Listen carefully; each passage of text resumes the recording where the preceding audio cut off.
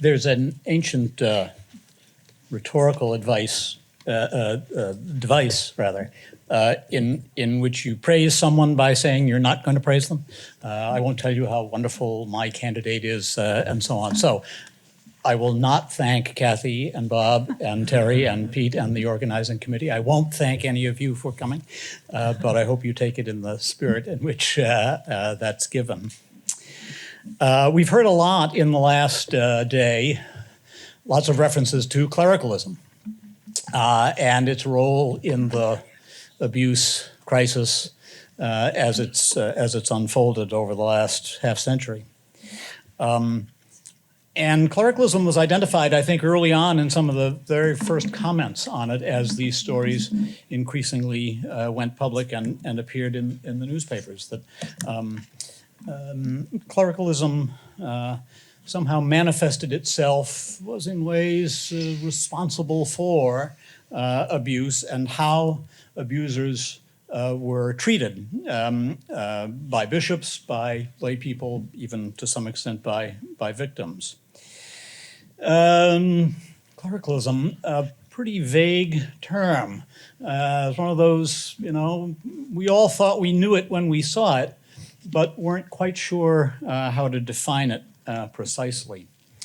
And so what my project has tried to do is to bite off a corner of that by looking at the ways in which clericalism, clericalist attitudes, if we can call them that, how did those develop? What was the process by which this vague clericalism developed? And can that tell us something about the nature of it that would be useful in understanding the entire phenomenon? And it seemed to me that the place to look for that was in seminaries. The seminaries are the places where future priests learn how to be priests, how to embody the priesthood, how to embody long-standing ideals of what a priest is, what he's supposed to do, how he's supposed to act, and so on. Seminaries are curious places. They're educational institutions with all the familiar trappings of schools, right? Classes, grades, papers, ultimately academic degrees. But above all, by their own definition, seminaries are, more importantly, places of formation. Seminarians acquire, yes, certain knowledge, philosophy, theology, and so on, and skills, how to say Mass, how to hear confessions.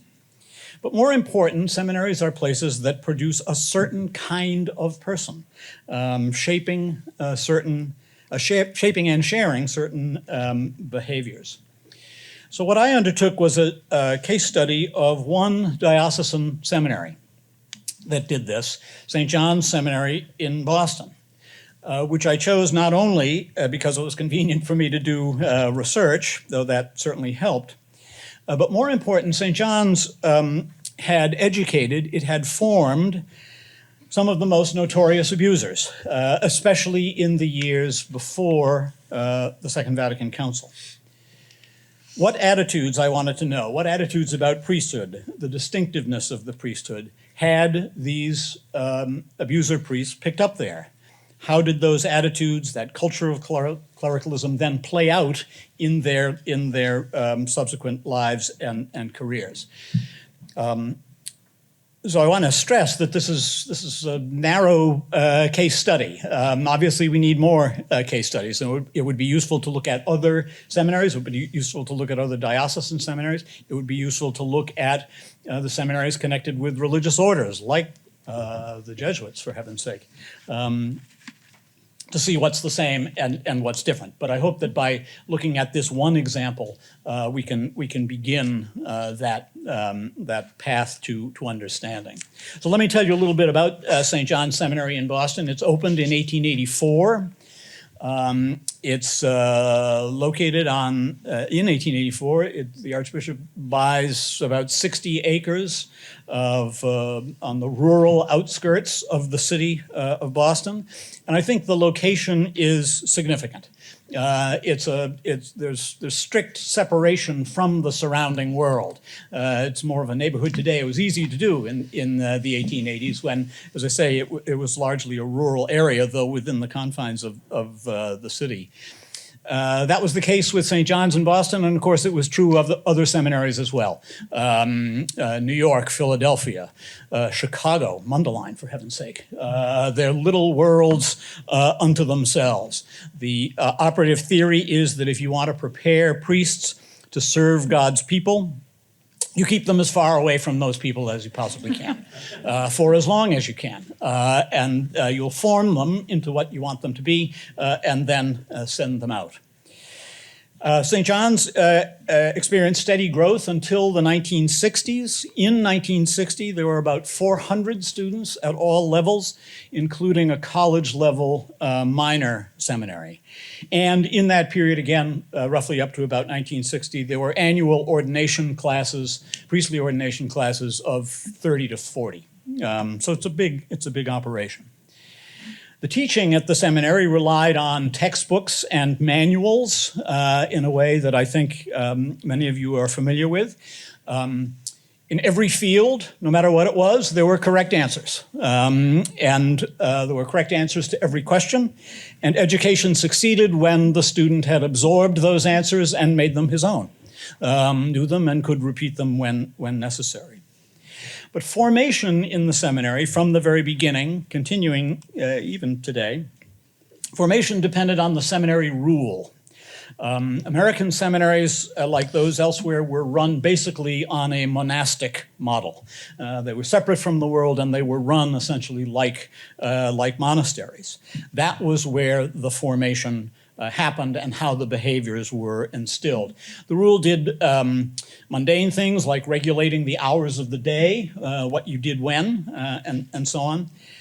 But more interesting from my perspective were the things that the rule had to say about the kinds of attitudes and behaviors that were appropriate to a priest, and that seminarians should, from the very beginning of their time in the seminary, begin to understand and internalize and apply those attitudes and behaviors.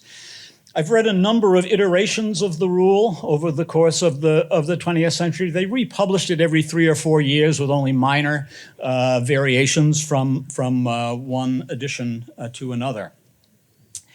And what struck me most, again, aside from the mundane stuff of just running the house, was the extensive concern with, and they used the word, deportment. I haven't been judged on deportment since the 3rd grade, I don't think. But that was a central part of the seminary's approach to formation. Some of the language that they used in this way. It talked about the bearing, speech, and manner that a seminarian should absorb and then exhibit as a priest.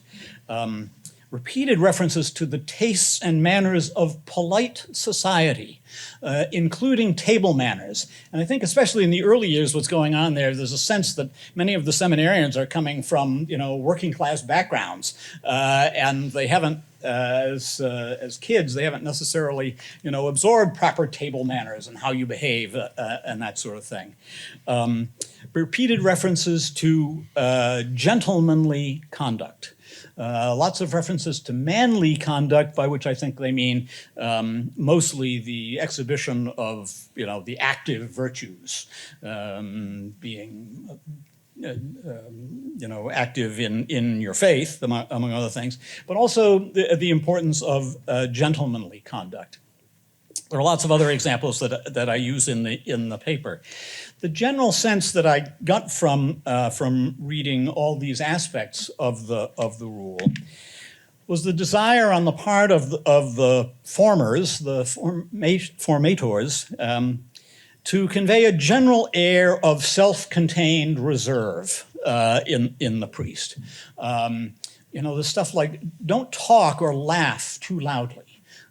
Be reserved. Always keep your personality in check. Don't let other people see behind a kind of curtain. In particular, don't let lay people see that. But there was also, of course, an active discouragement of seminarians forming friendships. particularly with lay people, but also during their time in the seminary with other seminarians as well.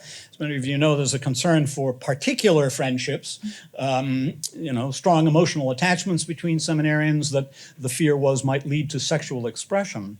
But even more than that, there's a sense that again, in this self-contained sort of reserve, a priest won't need friends in the sense that non-priests would. What's all that mean? You're different from them. You should know that. They should know that should be the attitude of the priest. Christian mentioned the 1960s Bishops' Conference funded study of the psychology of American priests, an absolutely remarkable thing, which is, of course, completely inconceivable today, that concluded that, it actually says priests aren't psychologically sick, but they are seriously underdeveloped, and the phrase in that psychological study that just stuck with me, and I think is a result of the kind of formation I'm looking at, is that it says it left priests without kind of normal social interaction, human interaction, and left them instead with a shallow affability. I just can't get the phrase shallow affability out of my mind. What year was that? That was 1969, 70? 71. Maybe, yeah, the studies were, 1970. You get the point. I shouldn't have been surprised, I think, but I was, that the rule makes absolutely no mention of celibacy at all. How seminarians should think and behave on that subject was left untreated. And Kara and I have talked about this some. I think much of it was conveyed orally in ways that left no evidentiary traces. I think this was the kind of thing that seminarians learned from their confessors, from their spiritual directors, from mentors on the faculty, that's where the discussions of what celibacy was, what the gradations of it were, and so on. I have to think that unfortunately, unrecoverable for us as historians, is where most of that happened. So the formation notion was to make that kind of person, to form that kind of person as necessary to being a successful priest. Students were assessed on how well they had done that. In the longer paper, I have some detail on the annual evaluations of seminarians, and this one is praised because he has done this. This one needs work because he isn't measuring up, and so on. And that system of annual evaluations by the faculty was used to determine whether or not a seminarian would continue, and of course, it was also crucial at the very end of seminary training where the question was, okay, are we actually going to go ahead and ordain this guy? At that point, I should just add, at the ordination stage, there's a bit of a shift in the desirable traits, and there's a lot of talk about serviceability. Is this a guy we can send anywhere? We might have to move them around. Emphasis on the serviceability and also docility. Is this somebody who's going to follow orders? Is he going to do what he's told? Both from a pastor and, of course, from the archbishop itself. Well, having looked at that from the perspective of a priest's time in the seminary, time of formation, I also wanted to know how any of those attitudes, any of that language showed up in the priests' abusers who were graduates of St. John's. Did it show up in the way that others dealt with them? A study by the Massachusetts Attorney General in 2003 identified 237 abusers in Boston since 1940. 110 of them, 46%, were graduates of St. John's. The others either had been trained elsewhere or were members of religious orders. Most probably, I think, those numbers would be higher today. The most egregious cases, I think, were clearly those who were ordained before 1965, before the reforms of the council took hold. And among other things, I think that challenges the first things kind of notion that everything was fine in the church until Vatican II came along, and then the abusers took off. I think, at least in the case of this case of St. John's in Boston, I think it's just the opposite. Here are some examples of how I see these clericalist attitudes and clericalist language playing out among the abusers. Robert Meffin, whom Kathy talked about yesterday, ordained 1953, an abuser of young girls and members of the Sisters of St. Joseph. This is someone who clearly accepts the idea of himself as another Christ. There's actually not very long, but very rich apologia that he publishes, that he writes in the midst of his suspension, about how he, as a priest, brings God down to earth in the Eucharist, how in the confessional he is Christ's other self in imparting forgiveness. He's even, in at least one sense, he's even the Pope, sort of. He describes himself as a servant of the servants of God, I mean his people. An interesting kind of post-Vatican II spin, perhaps. After his suspension, prior to eventual laicization, he makes a point of saying daily mass for himself in the house trailer into which he moves. Paul Shanley, ordained 1960, doesn't exactly or explicitly use the another Christ language, but he talks a lot about himself and his brother Jesus and how he and Jesus are the only two who are really doing priesthood right. That all the other priests are, they're more concerned with rich donors and playing golf and that sort of thing. But he and his brother Jesus are out there on the streets with my people, even talking a bit like Jesus. And it's a little thing, but I found it very emotional, actually. Once Shanley leaves Massachusetts for a time, moves to California, which, among other things, suspends the statute of limitations so that when he comes back, he's tried and convicted and jailed. But when he's out in California, he wants to stay connected to Boston clergy.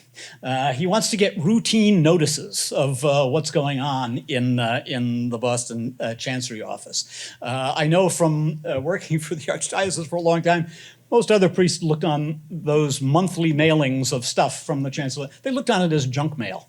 Paul Shanley still wants to get it, still wants to identify with the Boston clergy, even though they may not be doing it right.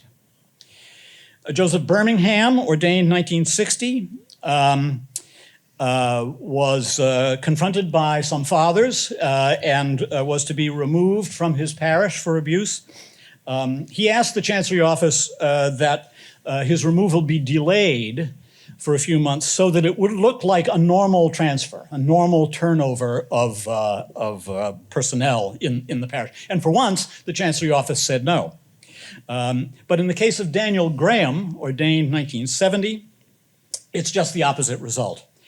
He is told in January of 1995 that he will be removed as pastor of his suburban parish. And he asks to stay on until March because there's going to be a celebration of his father's birthday in the parish, and he wants to be there for that. And then, pushing it even further, he asks to stay on until May because the parish is planning a celebration of his own 25th anniversary of ordination. And in both cases, the Chancery says, yes, okay, you can stay. We'll pretend that there's nothing out of the ordinary here. So I think these are examples of people who learned their clericalism well, perhaps too well. They absorbed that language. They learned to apply it to themselves.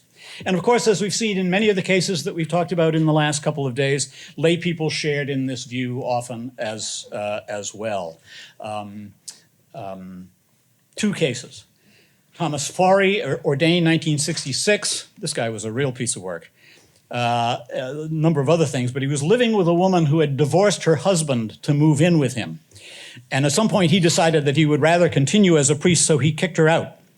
And she wrote to the Chancery office asking for money to help pay her rent. And in the letter, she twice says of Forry that she doesn't want to cause him any trouble because, after all, he is a good priest. After all he had done to her in particular, it was still important for her, to her, apparently, to say that he was a good priest. And of course, John Geoghegan, one of the most notorious, highlighted in the Spotlight series in the Globe, ordained 1962, abuses countless kids, including a set of young brothers. And their mother wrote to the cardinal asking for his removal from the parish, in the course of which she repeatedly speaks of the dignity of holy orders and how important it is, how important her desire is to protect holy orders. She talks about our family's firm love for holy orders. If you needed an expression of how the sense that holy orders, the fact of ordination, had changed the nature of this man, I think you can see it there. So how does any of this get us to a deeper understanding of clericalism? Idealized notions of the priesthood, of course, have a long pedigree in the church. And priestly training and formation in seminaries helped perpetuate those notions and sustained them as normatives. Normative. Given what Catholics want and expect from priests, some of this may well be useful, the demands on priests and so on. But clearly they promoted the distinction between shepherds and flock, and that had a dark side too. How to counter all that going forward is not really part of the historian's remit, but it seems to me that any change begins with understanding how we got to where we are. And in that, this case of this one seminary and the case of other seminaries, I think can start to move us towards that. So thanks. Thank you, James.